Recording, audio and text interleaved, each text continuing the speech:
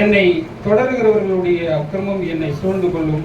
தீங்கு நாட்களில் நான் பயப்பட வேண்டியதல்ல. தன் செல்வத்தை நம்பி தன் திரளான ஐஸ்வர்யத்தினால் பெருமை போராடுகிற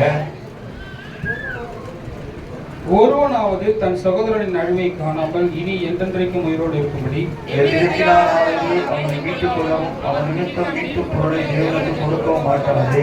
அவர்கள் ஆத்மா மீட்பு மிகவும் அருமையாக இருக்கிறது, அது ஒருபோதும் முடியாது. ஞானிகளும் மறித்து அஞ்ஞானிகளும் துர்மூடரும் ஏகமாக அடைந்து தங்கள் ஆட்சியை மற்றவர்களுக்கு வைத்து போவதை காண்கிறார். தங்கள் வீடுகள் நித்திய காலமாகவும் தங்கள் வாசஸ்தலங்கள் தலைமுறை தலைமுறையாகவும் இருக்கும் என்பது அவர்களுடைய உள்ளத்தில்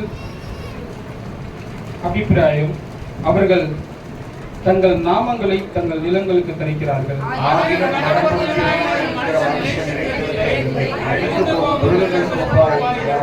இதுதான் அவர்கள் வழி, இதுதான் அவர்கள் பைத்தியம்.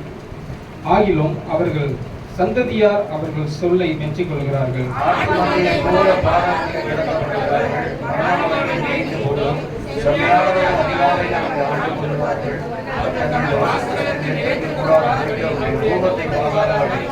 ஆனாலும் தேவன் என் ஆத்துமாவை பாதாளத்தின் வல்லமைக்கும் தப்புவித்து மீட்பார். அவர் என்னை ஏற்றுக்கொள்வார். அவன் மரிக்கும் போது ஒன்றும் கொண்டு போவதில்லை, அவன் மகிமை அவனை பின்பற்றி செல்வதும் இல்லை.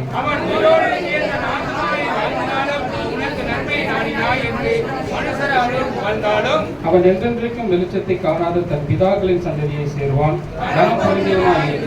அறிவில்லாத மனுஷன் அழிந்து போகும் மிருகங்களுக்கு ஒப்பாயிருக்கான். சேர்ஸ் காலியாக இருந்து தயவு செய்து சேர்ல உட்காருங்க. அப்படி இல்லைன்னா கீழே உட்காந்து